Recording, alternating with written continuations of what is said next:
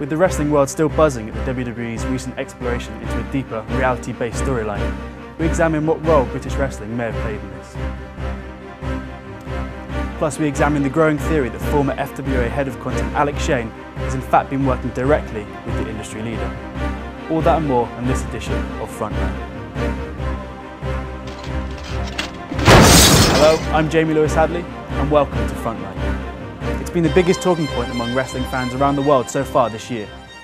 Yet the ramifications of what it could mean for the UK wrestling scene are only just being felt. CM Punk was one of the names asked about after the original 6 were chosen for the Frontiers of Honor show.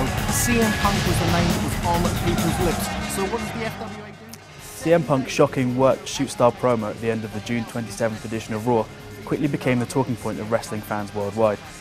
However, it wasn't long before industry insiders began to see the similarities between the style of what was being said, but also the content itself.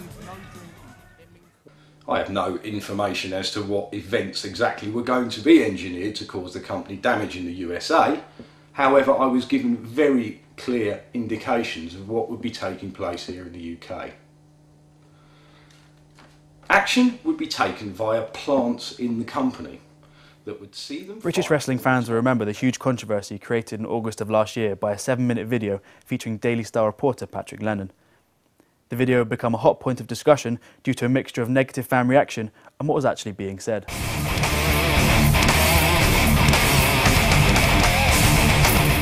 As part of the booking of FWA Season 1, it was unanimously panned by critics as being both too insider and complex to follow. But now, 11 months later, there appears to be a shocking similarity between what Lennon's detailed explanation suggested would happen and the real events that followed. Now, many people in the UK scene believe there might be more to the supposed storyline than those involved first let on. Win back both, a solution that would be allowed to work, thus their chairman would then lose his position and their person would then run the company, and then they would have full control over the biggest family-owned multimedia company in the world. At first, the idea of a group of international businessmen trying to infiltrate professional wrestling, and more specifically the WWE, using British wrestling to do it was at best one of the most out-of-the-box notions possible and clearly a work of pure fantasy. As a result of such an off-the-wall storyline, the FWA was forced to hold a roundtable discussion. However, Alex Shane, the man responsible for this new direction, refused to admit that it was a work of fiction. Now that was the storyline, and there was a lot of other stuff in the storyline. Now let me tell you the truth, okay? And this is the truth of what's happened. There have been multiple people in the wrestling business, both in Europe and the US and in Japan, who have been approached and have been offered this deal, okay? The reason that we did this storyline and the reason that Patrick Lennon put this storyline forward, for obvious reasons, is not because he's an idiot, because we know that this is something that needs to be outed. This is something that needs to happen. We need to basically say to the masses, this is what's going on. Now, Vince, we'll beep that word out, but the person in charge of this company, the chairman, clearly knows he's under attack, because you can't even just click play on the website. The video plays instantly, him asking for support. He knows he's under attack, okay? Those close to the situation saw this as one of the main contributing factors to Shane stepping down as booker just a few months later in November 2010. A position that has since been taken up by ex-WA owner and Power Slam writer Greg the Truth Lambert. Now, almost 1 year on, there's growing evidence to suggest that Alex Shane and others involved in the situation could have in fact been working for WWE all along. Pressure would be put on the company from its shareholders, and during this upheaval, their chosen plant inside the company would offer a solution that would be allowed to work wonders, thus proving to the shareholders that this new leader was better than the old one. Patrick Lennon's video contains several main points that we'll focus on now. Firstly, that the WWE will be taken apart from the inside by plants working within the company who will help the UK scene fight a moral war against this multi-billion-dollar corporation. This would be centred around its business ethics and practices, particularly WWE's alleged unfair treatment of wrestlers and other wrestling promotions.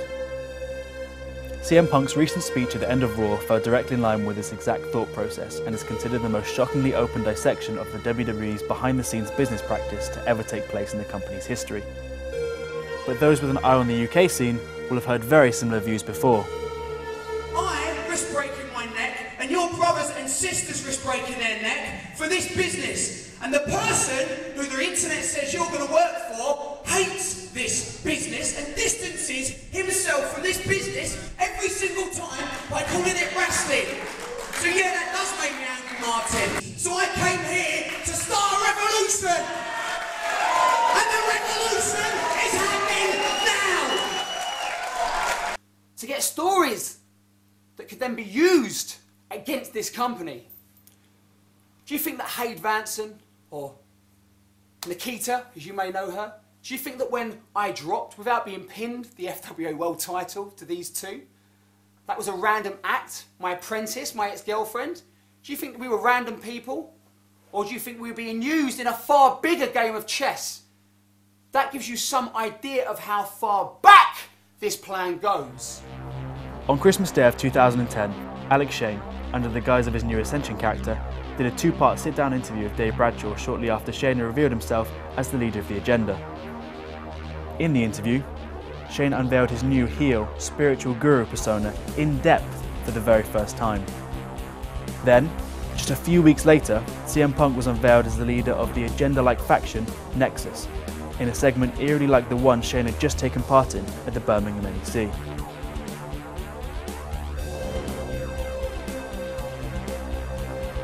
Over the coming weeks, Punk's character and persona will begin to bear a striking resemblance to that of the Ascension, culminating in the recent new direction he has taken with the WWE. Again, strangely like that of the Ascension, even adopting a guru-like sitting stance. It's interesting to note that these interviews with Shane and Bradshaw, which apparently set out the main storyline for FWA Season 2, were removed from YouTube without mention shortly after Punk joined Nexus. This will become more relevant later on. As if you're owed answers. You are owed nothing. You have the audacity to question anything this man says. Just because you don't understand does not make it untrue. My goodness. Drew McDonald, a British wrestling legend, as Martin Stone rightly says, but nowadays he's the European talent scout for the world's largest wrestling promotion, Drew McDonald. British wrestling fans will remember the FWA appearance of head of UK talent for the WWE, Drew McDonald, as well as his shocking proclamation that the Agenda went far higher than people could ever imagine. This agenda, gentlemen, goes a lot higher than you will ever realize.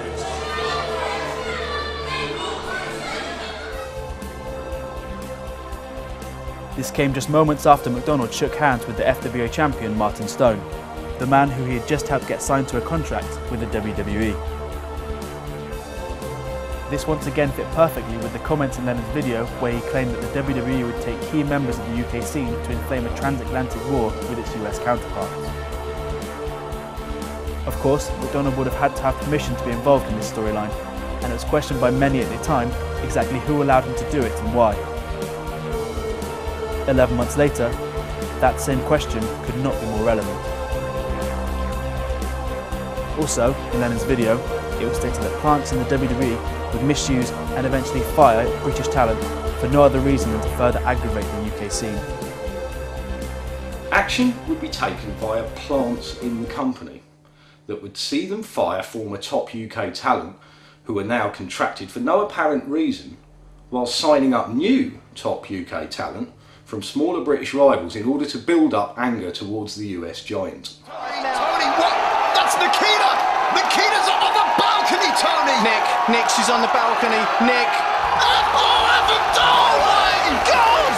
Oh my! It should be noted that the same year, both Katie Lee Birchall and Hayde Vanson, both former FWA stars and apprentices of Alex Shane, were dropped from the WWE for apparently no good reason. Alongside this, the video claimed that the same plants within the company would steal storylines from the UK and replicate them on WWE television. Once again, almost a year later, the patterns emerging seem more than coincidental. In the cases of those who would not first agree or were considered uncorruptible, people pretending to be fans or allies would come forward and offer financial support or suggestions of ways to get back at this US giant. What the video also predicted was that the UK scene would gain major assistance from influential bodies ranging across business and media in order to highlight the plight of British professional wrestling. A prediction that would become shockingly accurate. In the last 6 months alone, the British wrestling industry has done 2 joint shows with theatre institution the Old Vic at Brit Wrest Fest. Then, as a result of this, the BWC signed a history-making agreement with Europe's biggest entertainment union, Equity.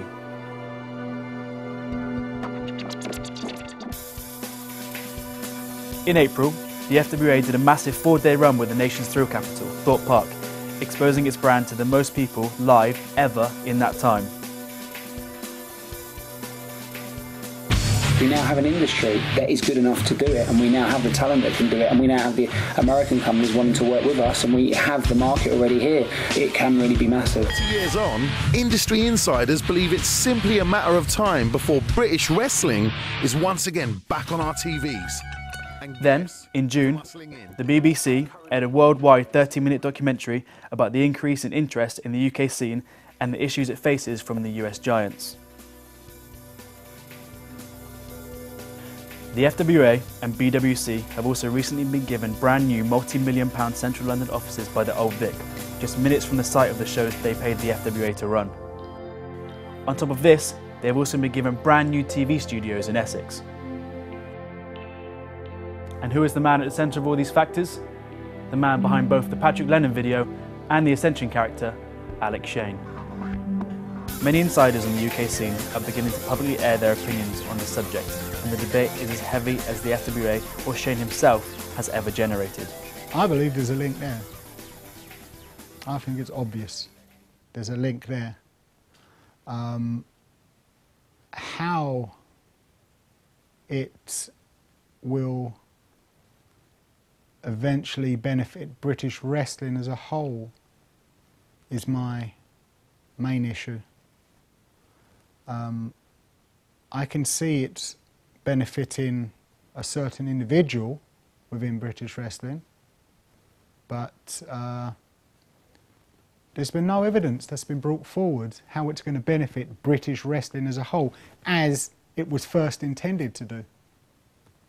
Former British national and FWA heavyweight champion Justin Richards is the current head trainer advisor of the BWC.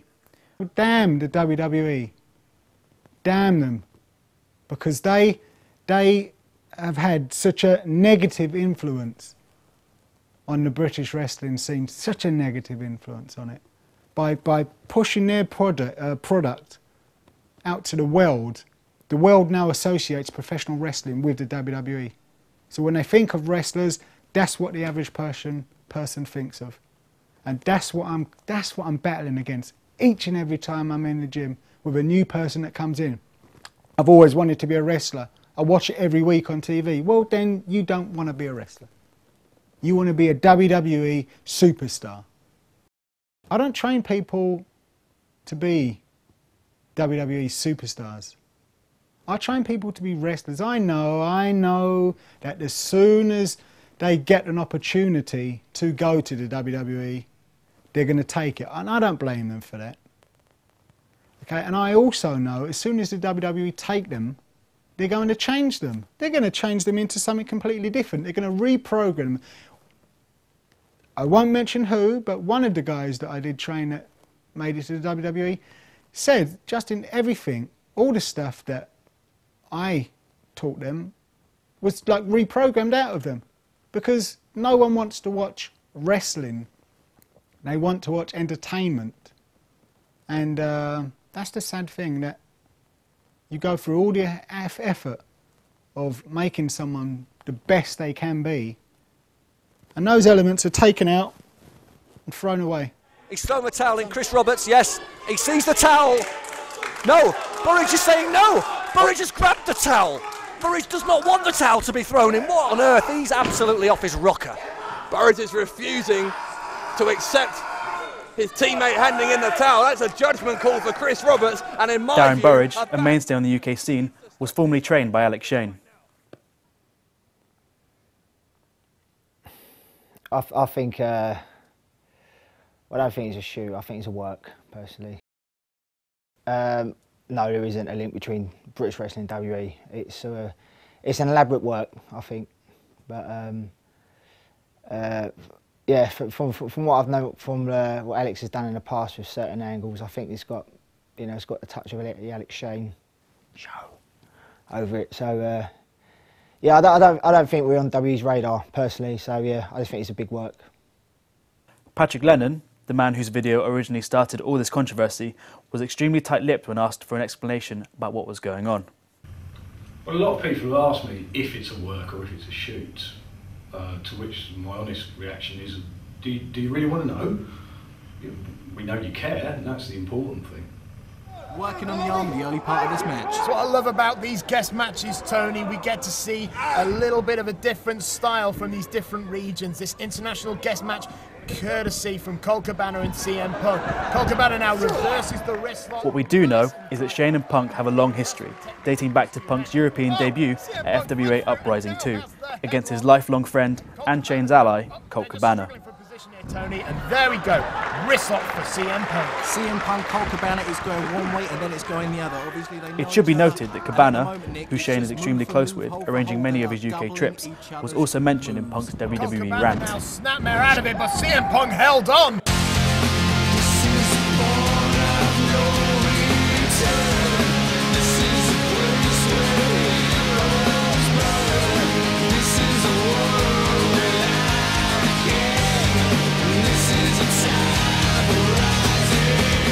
What might also be of interest is that this is the same show that saw a 22-year-old Shane have to deal with a massive financial loss after a bomb scare at the venue.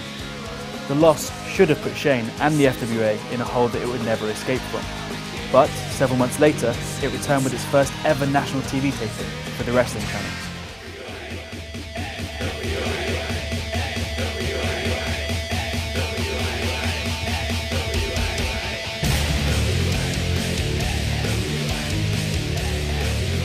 And who would go on to appear on that show? None other than CM Punk against his mentor and noted Shane ally, Raven. Tooth and nail out there. Alex Shane, to his credit, coming back moments ago, but he gets caught with a right hand to the midsection. Oh, that was a bad move. And look out! Oh my goodness! Raven just tossed Alex Shane right off that balcony. That's got to be at least 20 feet up in the air. Right into the... perhaps onto the floor. We couldn't see exactly where Alex Shane landed, but what a death-defying maneuver there by Raven, tossing mercilessly Alex Shane right off the top of that balcony. Jack action. Raven and Shane had a huge feud around the UK, starting at TWC International Showdown, which Punk also appeared on.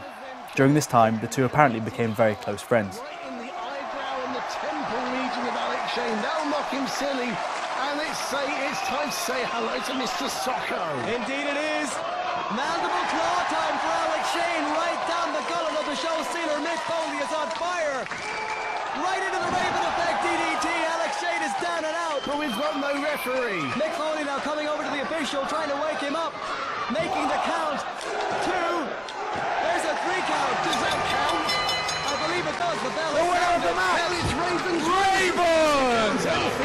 What makes this more interesting is that Raven is one of only a handful of people to ever bring a lawsuit against WWE claiming unfair workers' rights, an issue that Shane himself has discussed in length in various YouTube interviews. If there is an injustice, if there is an atrocity, if there is something you disagree with, you stand up and say something. So now's my chance to say something, okay? Now's my soapbox. So I'm going to direct this at the most powerful man and the most powerful company in pro wrestling, okay? You know who it is, we both know who it is, okay?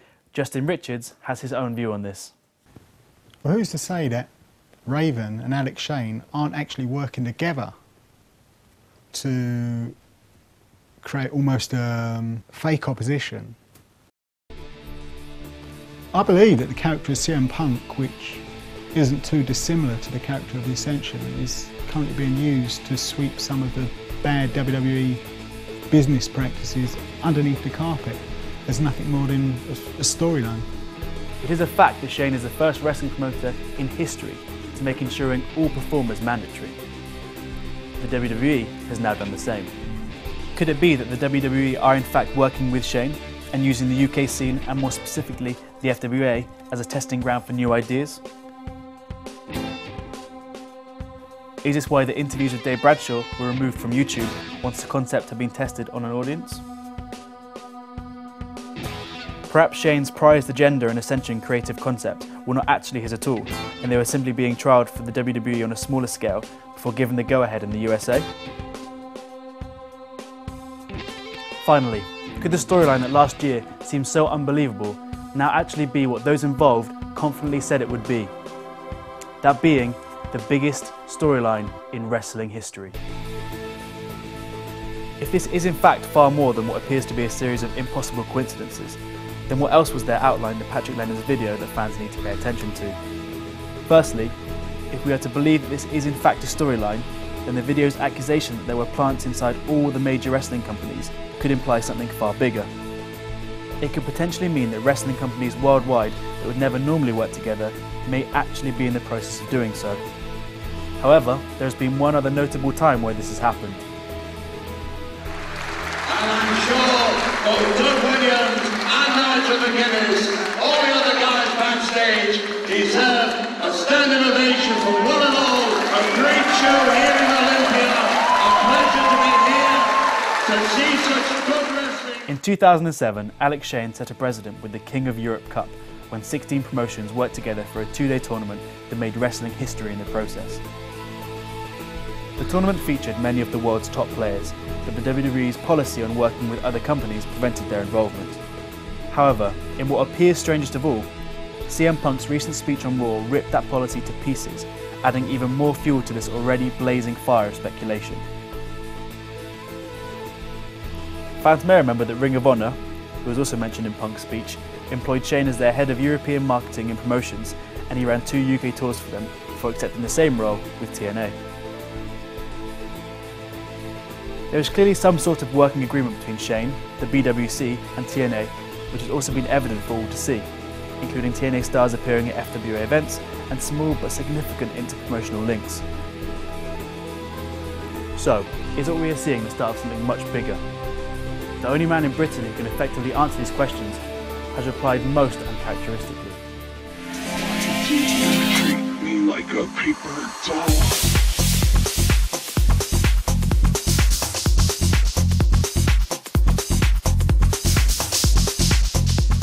Currently working on a new non-wrestling project, Orange Nation TV, under his new AlexShane.org company, the former show stealer gave this quote.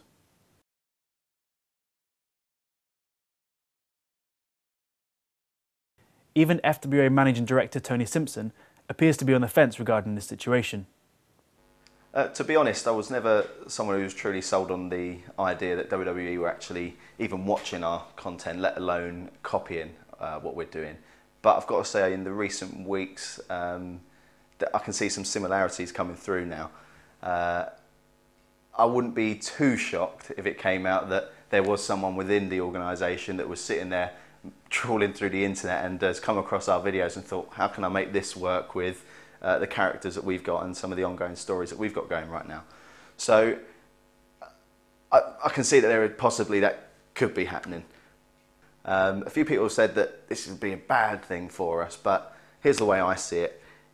If WWE are using our ideas to get across what people are saying is one of the top storylines in a long time within that organisation, then hopefully people can start making that comparison between the two brands and saying, well, hang on, I've seen something similar in this small promotion in the UK, and I can see it now on Sky Sports, and I'm seeing it every week. And if that's the case, then people will start spreading that word, and they'll tell their friends, and their friends will go and they'll see our YouTube channel, and that means that it's more exposure for our FWA brand, it's more exposure for our talent, and ultimately that is a big plus point for our domestic industry. Whatever the truth really is in this complex and potentially explosive situation remains to be seen. However, for all the criticism he received for his actions and wrestling ideas, many of which still remain shrouded in secrecy, one thing must be said of Alex Shane. His prediction that wrestling needed a new work to take the business to the next level is an approach that the WWE have adopted almost a year after it first appeared on the UK scene in the FWA.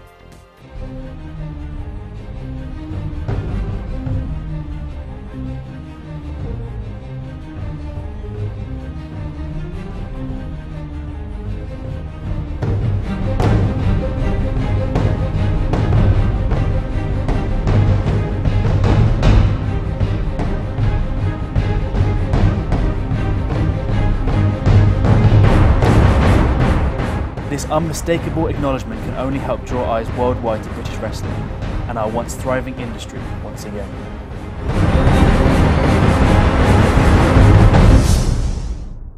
I think this whole discussion about whether or not there's a link between what's going on in WWE or TNA and the FWA is an interesting one, but it's one you can never really get a total answer to. But I think in one way it's beside the point, because what you're certainly seeing, which is beyond all doubt, is that both the top American companies now are embracing a kind of a creative strategy more broadly, but also specific storylines in a way that the FWA has been doing for a long time, both in its current incarnation and its previous one.